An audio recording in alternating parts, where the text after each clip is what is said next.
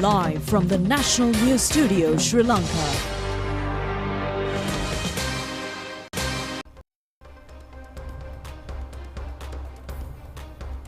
Hello there, good evening and welcome to the National News Broadcast. I'm Niket Karunaratna. And I'm Hishain Ali. Let's have a look at the headlines for tonight.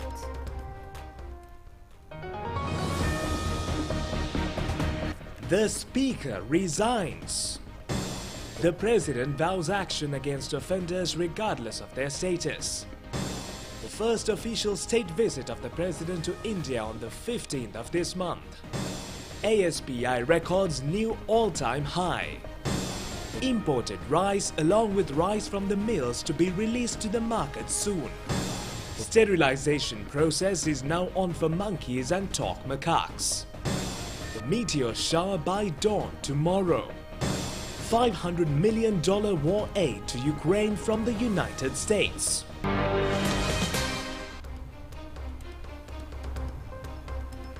On to those and other stories in detail now. Speaker Ashoka Sapumal Ranwala has resigned from his post. Issuing a special announcement this evening, he has informed of this matter. Here is the announcement made by the Speaker this evening. Open quote, a problem relating to my educational qualifications has erupted within the society during the past few days. I have not made any false statement regarding my educational qualifications. However, to confirm these educational qualifications, I don't have documents to substantiate them.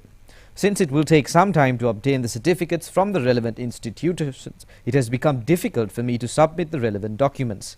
I intend to get the relevant educational documents from the Waseda University in Japan, where I was conferred with the doctorate, and submit them as soon as possible. However, considering the current situation that has erupted, to prevent the inconvenience that will be caused for the people who voted for us and the government, I hereby inform that I will resign from the Speaker post. And in the meantime, President Anura Kumara Dissanayake stressed that regardless of their status in the government, if mistakes are made, the government will not hesitate to take appropriate action. He made these remarks during a meeting with the heads of state media today. දශක 7කට වඩා වැඩි කාලයක් අපේ රටේ ජනතාව විවිධ ආණ්ඩු පෙරළුවා විවිධ ආණ්ඩු පිහිටුවා. President Anura Kumara Dissanayake said that for more than 7 decades, the people of this nation have built and dismantled various governments. He said that for the first time, the government stand with a profound understanding of the historic mandate entrusted to us and the national people's power on 2 occasions. He added that the people's placed their faith in the national people's power government, hoping for a standardized and stable country. He further said that the government will not tarnish that extraordinary trust, even by the slightest misconduct. The President said that, simply put, the government is not here to shield anyone who errs for any reason. He added that, be it within the border of the framework of the country or within our administration, anyone found guilty of wrongdoing will face consequences. He also said that the government will not hesitate to act decisively and at the right time. President Dissanayake said that, in a sense, the government will not shield anyone who makes a mistake, regardless of the reason. He said that whether the mistake occurs within the country or at any level within the government will not hesitate to take decisive action, and that every necessary step will be taken at the appropriate time without delay. An amount of more than 3.5 million kilos of rice have been released to the market by the rice mills in the Polonnaruwa district during a period of 4 days. This has been done under the supervision of the Consumer Affairs Authority. According to our correspondent, more than 2.5 million kilos of Nadu rice and more than 1 million kilo of Samba and Kiri Samba rice have been released in this manner. It is expected to release stocks of rice by large-scale paddy mills under the supervision of the officials of the Consumer Affairs Authority in another 6 days of time. A retail shop was found yesterday which sold rice at more than the control price by removing the sticker containing the expiry date and the price at Dematagoda. This has been done according to a complaint received by the raid unit of the CAA. The suspect is to be produced before the court.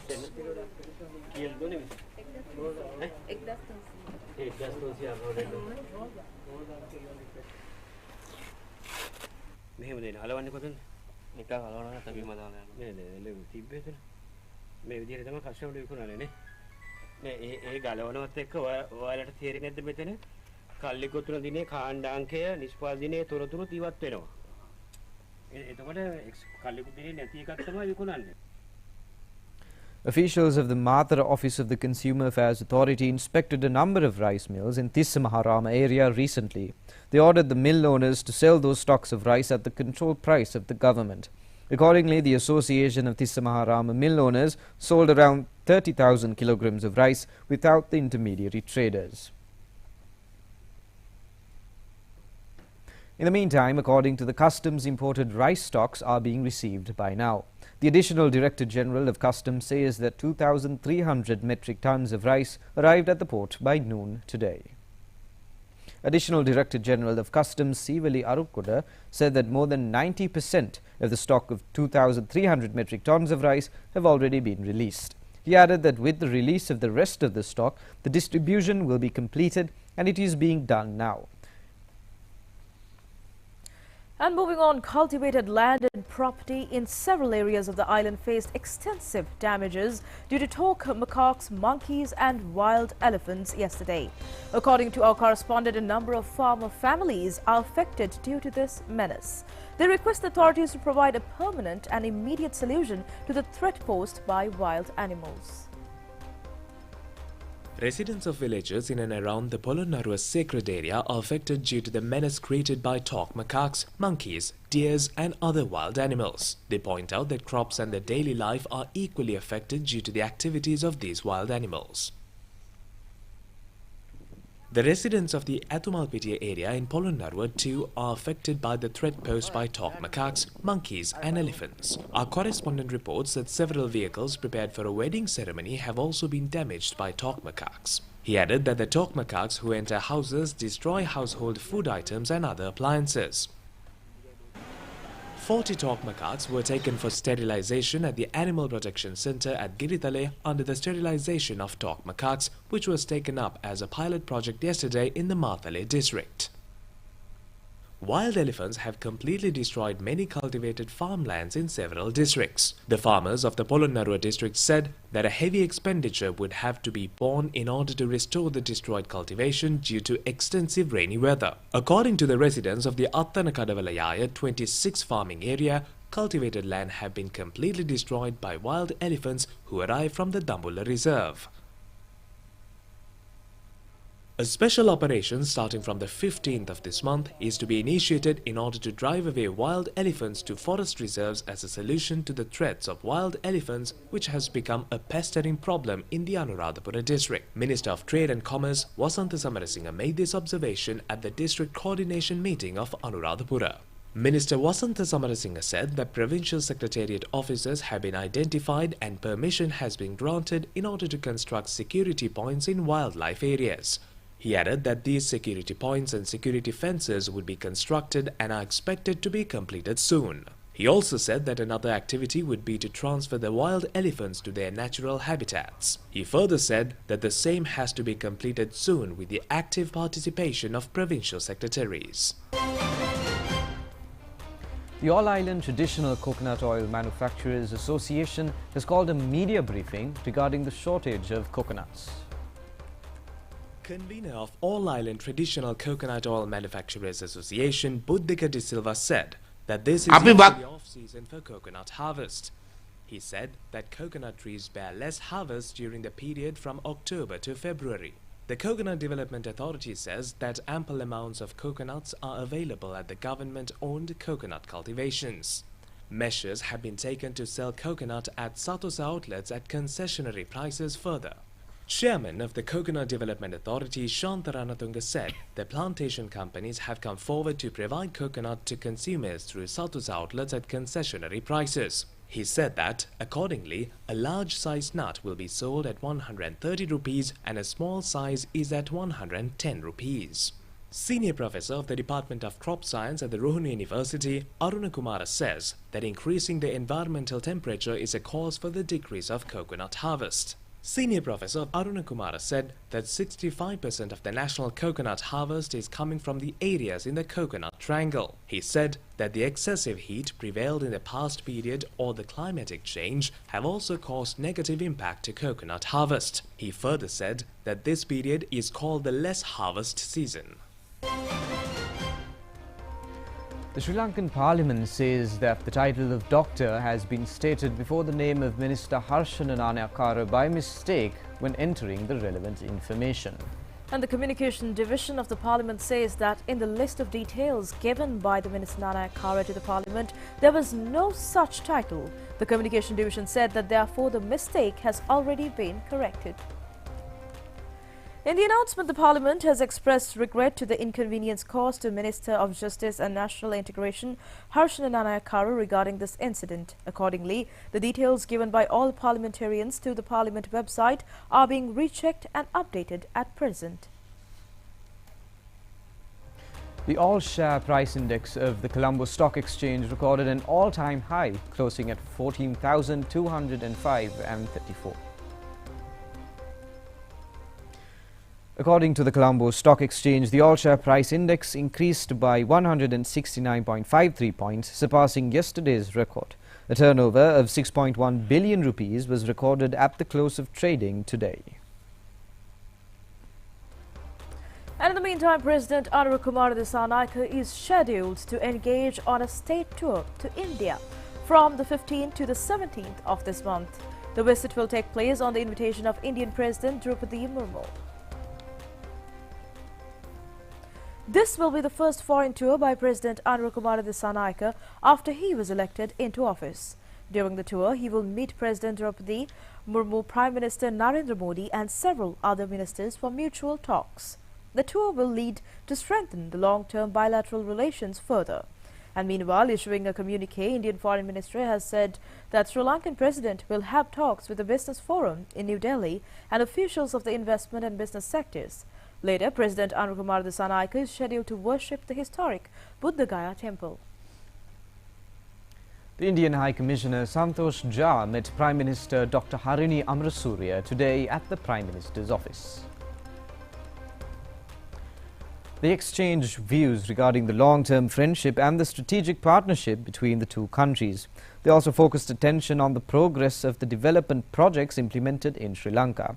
Secretary to the Prime Minister Pradeep Saputantri, Diplomatic Director General of South Asia and SAARC Division Niluka Kadurugunwa and several others were present on this occasion.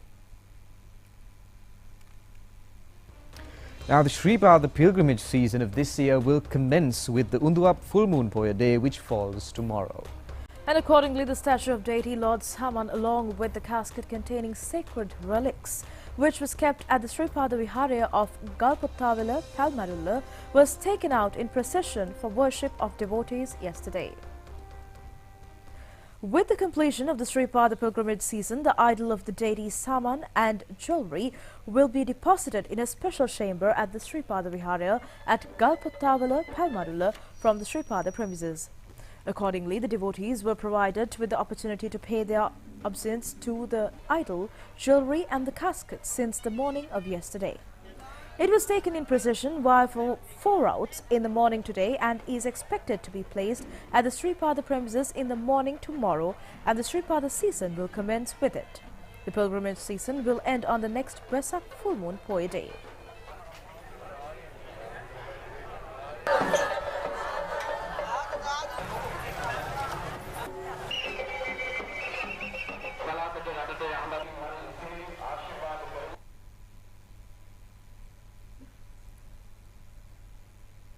Two businessmen of Nugegada area are preparing to decorate the Sripada Udamaluva with around 3 million flower petals parallel to the Sripada pilgrimage season this time.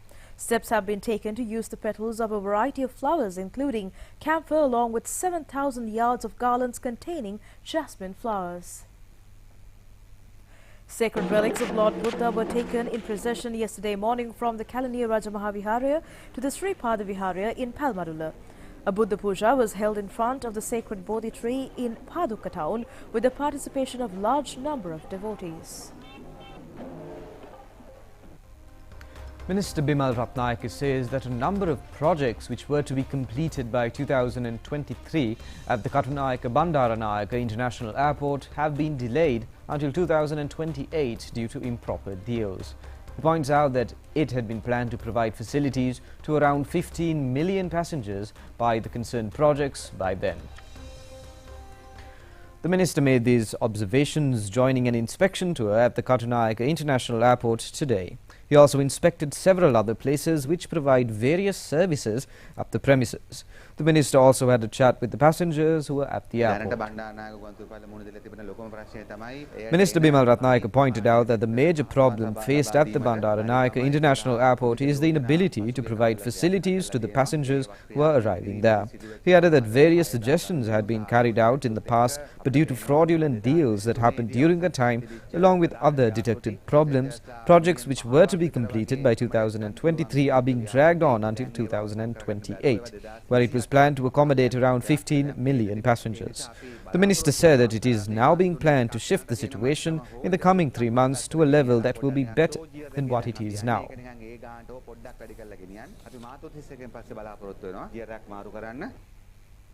The minister attended an inspection tour at the Eastern Container Terminal of the Colombo Harbour premises yesterday in order to investigate its functioning. He advised officers to complete the concerned activities by the month of June next year. Minister Bimal Ratnayake also had an inspection tour at the Maradana Railway headquarters yesterday. A meeting was also held with the officials and the trade union representatives. Matters concerning the delays of trains, recruitments, technical issues, averting train derailments, frauds during the purchase of railway tickets and the cancelling of train journeys were also discussed extensively. The minister instructed the officials to find immediate solutions to the existing problems. Investigations have been commenced regarding candidates and their representatives. And they failed to present proper records regarding expenditure under the Election Expenditure Regulation Act while contesting in the general election held recently. This has been informed to the Colombo Magistrate Court today by the Fraud Investigation Bureau. Submissions were made to the court today regarding 7 complaints by Fraud Investigation Bureau in accordance with the complaints made by the Election Commission. Fraud investigation officials informed the COT that reports regarding the expenditure had to be presented to the Election Commissionary by the 13th of October under the Election Expenditure Regulation Act No. 3 of 2023. Certain candidates had not presented those reports, and it has been pointed out by the officials as an offence under the Act. The officials also requested the court to provide a date in order to inform the progress of the investigation. Accordingly, the court ordered the Fraud Investigation Bureau to hold investigations in this regard and present the progress report of the same by the 14th of March. The Election Commission states that anyone can inspect between 9 a.m. to 4 p.m. during office days from 17th of this month. The certified copies of the expenditure reports presented by the national candidates, leaders of independent groups, party secretaries and all contestants who contested in the general election. They will be on display at the district secretariat offices of 22 electoral divisions, according to the communique issued by the Election Commission today.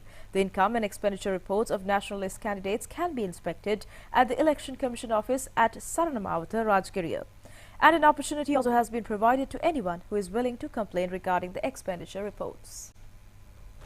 The space scientist and engineering lecturer Gehan Veerasekara says that the major and final Geminids meteor shower of the year could be witnessed by naked eye tomorrow at dawn.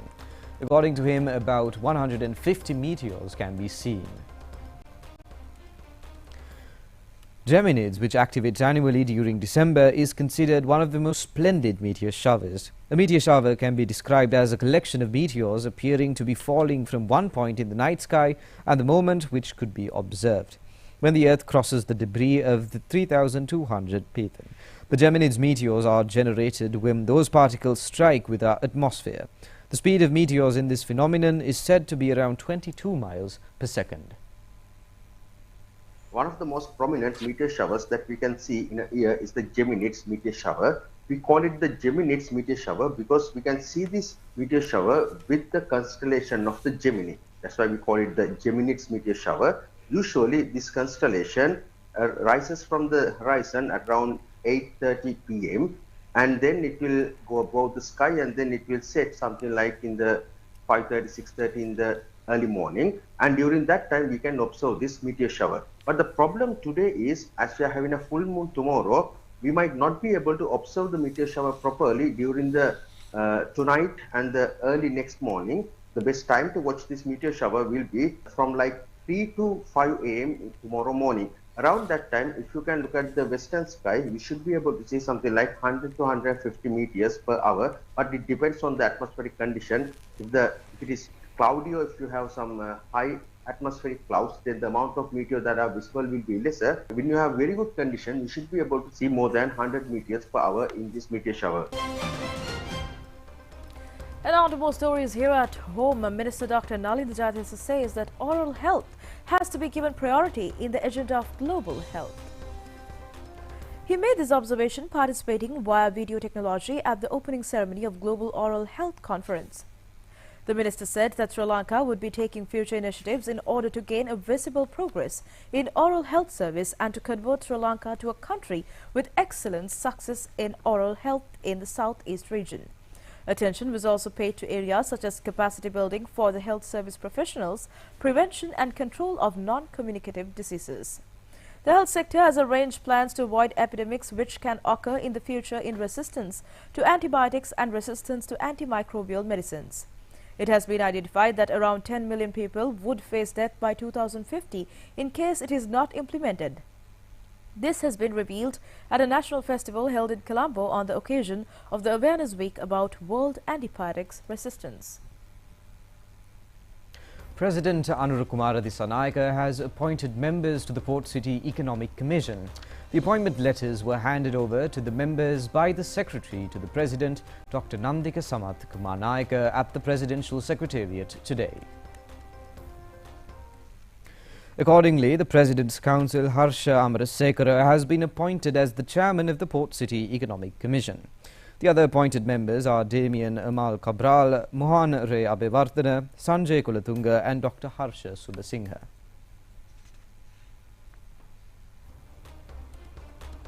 And moving on to a few more local news items in brief. International Gem and Jewelry Exhibition and the competition commences in Colombo today, and the event will be held until the 15th of this month. The exhibition has been organized by the Gemologist Association of Sri Lanka. Distribution of certificates of the Gem Science course was also held at this event. The 6 students who won medals at the International Junior Science Olympic Tournament 2024 arrived in the island today. The tournament was held in Bucharest in Romania. 315 students from 52 countries competed in this tournament. The North Central Province Entrepreneur Award ceremony was held in Anuradhapura yesterday. It has been jointly organized by the National Entrepreneurship Development Authority and North Central Province Chamber of Commerce. Awards were given under 4 categories for the best entrepreneur in the region. Minister Vasanta Samarasinghe, Governor of the North Central Province Vasanta Jinadasa and several others were present at this occasion. A set of robotechnology equipment helpful in the development of higher technical education was donated to the Lankan Germany Technical Training Institute, Moratua, yesterday. A memorandum of understanding had been signed regarding the donation between the director of Ansel Lanka Institute, Ramesh Nanayakara, and the director of German Technical Training Institute, Kalpa Sanjeeva. The premiere of the film Guru Geethaya Mata Piyawanna Ida Denna was screened at the PVR Cinema of One Golf Face in Colombo yesterday. The film is a production of Dr. Arosha Fernando and Upali Gamlat. The occasion was attended by Ministers K.D. Lal Kanta and Hinaduma Sunil Senavi and a large gathering.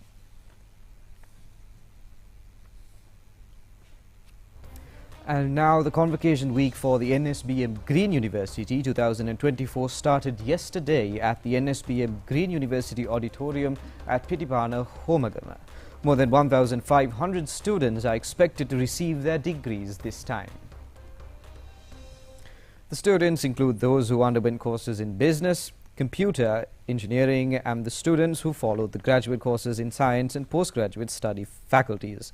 The ceremony has been planned to be held under 9 major sessions allocated according to the main subject stream and the universities which award the degrees. 3 main sessions of these were held yesterday, the opening day of the ceremony. Students who followed graduate courses affiliated to the Dublin University of Ireland and degrees awarded by the NSBM Green University also received their degrees. And in the meantime, the number of Sri Lankans migrated for foreign jobs during the past period this year has exceeded 300,000. Out of them, 60% are males, and Sri Lankan migrant workers has remitted nearly $5,962 million. The entire Sri Lankans migrated so far this year for foreign jobs is 300,162. Out of them, 177,804 are males, and the number of females are 122,358. The percentage of females migrating for jobs is at 40.7. The number of independently migrated is 184,140. Through foreign job agencies, 116,022 individuals gone abroad, and the maximum amount of 73,995 persons have left for Kuwait. 49,499 persons have gone to the UAE, and in comparison to past years, the number of migrated to South Korea, Israel, Romania and Japan has increased. It has been predicted that 311,000 persons will be migrated for foreign jobs by the end of this year. A Sri Lankan woman was able to set a new world record yesterday by floating 12 hours on water. She is 55-year-old Anoma Disanaika. Anoma Disanaika is an English teacher by profession who works at Sri Parakma Mahavidyalaya in Panagoda. She set this world record at the Piliyandara Central College swimming pool, and earlier this world record belongs to an Indian national. His time duration was 2 hours and 47 minutes. Anoma Disanaika set this record under the supervision of Director General of Sports Medical Institute of the Ministry of Sports, Dr. Lal Ekanaika, Chief Referee of the Serendip World Record Institute, Sanath Bandara, monitored this world record. And meanwhile, a Sri Lankan tour guide was able to set a world record by climbing the Knuckles Range and descending within 10 hours yesterday. Tour guide Janaka Soisa set this world record in line with the World Mountaineering Day. The world record states that he has completed the climbing of Knuckles Range by walking 61 kilometers. He has spent a time duration of 10 hours, 49 minutes and 16 seconds for this record. And that's all the news from home. Stay tuned for foreign news coming up next.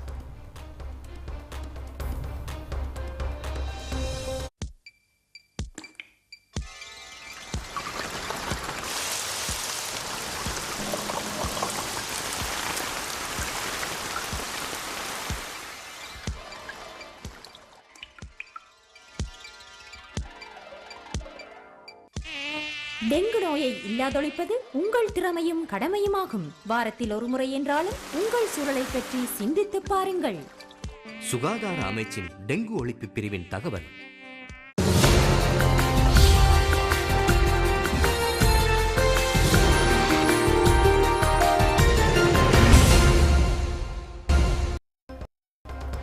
Welcome back, and on foreign news, the United States will give $500 million in military aid to Ukraine as part of an 11th hour push by outgoing President Joe Biden to bolster the country's defenses before he leaves office early next year. Secretary of State Anthony Blinken unveiled a significant package of urgently needed weapons and equipment on Thursday, which will include high-mobility artillery rocket systems, ammunition, drones and armored vehicles. President-elect Donald Trump's election victory last month could lead to drastic cuts in U.S. military aid for Ukraine, a prospect that has led the current administration to rush through billions of dollars in already authorized assistance before he takes office. The new assistance followed closely on the heels of a $988 million security assistance package and a $725 million weapons package announced earlier this month. After Thursday's package, Biden will still have access to about $5.6 billion of presidential drawdown authority to rush weapons from U.S. stocks to the front lines without congressional approval. And Indian teenager Gukesh Dambaraju shocked the world of chess on Thursday when he became the youngest world champion at the age of just 18. The Chennai-born prodigy defeated defending champion China's Ding Liren in a dramatic match staged in Singapore, which he had entered as the challenger. The FIDE World Chess Championship carries a $2.5 million USD prize fund. It marked the peak to date of his career, his greatest moment in a long string of achievements. Gukesh became a grandmaster aged 12 years and 7 months, and even then, he was upfront about the fact that he dreamt of being the world champion. In fact, he said he had harbored such ambition since he was 7, when he was a spectator at a world title match between Vishwanathan Anand and Magnus Carlsen in 2013. As he confessed at the press conference following his dramatic win against Singh, he just didn't think it would happen so soon. Gukesh is the 18th world champion since Wilhelm Steins won what is considered the first title match way back in 1886. Born in May 2006, Gukesh is also by far the youngest player to have ascended this pinnacle.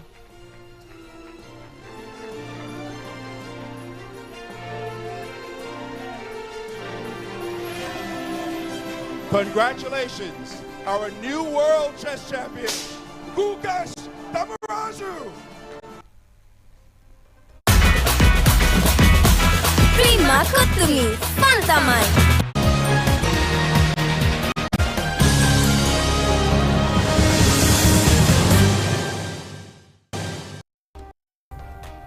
And on sports news for tonight, the owner of the Gaul Marvels team, Prem Thakkar, who has been arrested under the charge of proposing to match fixing at the Lanka T10 Super League tournament, has been remanded until the 16th of this month. This order was given when he was produced before the Colombo Additional Magistrate Harshana Kakunavela today. It has been revealed following the investigations that Prem Thakkar has proposed a member of the team, West Indies player Andre Fletcher, for match fixing. The suspect has been taken into custody following an extensive investigation. Senior government lawyer Udara Karuna Tilaka, who appeared for the investigation unit of preventing sports-related offences, said that sufficient evidence, including forensic proof, have been filed against him. After considering the matters, the magistrate ordered the suspect to be remanded until the 16th of this month. He also ordered the police unit of prevention of sports-related corruptions to report the progress of the investigations on that day.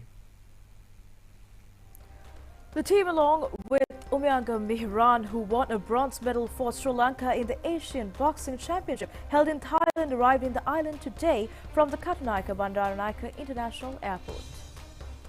The Asian Boxing Championship was held recently in Chiang Mai City in Thailand with the participation of 210 men's and women's boxers from 22 countries. Umyanga Mihran, who contested in the 51 kg category, was able to win the bronze medal in the event. Sri Lanka has been able to win a medal in Asian boxing after 37 years. Sri Lanka was able to win a medal in boxing in an Asian contest in 1987. Umyanga Mihran contested in the semi-finals against Uzbekistan boxer Azilbek Shalilov. Although he was defeated in the match, he was able to win the bronze medal of the championship. 21-year-old Umyanga Mihran took up to boxing from Telijavila area in Mathura. He is a second-year undergraduate of Sri Chavardhanapura University.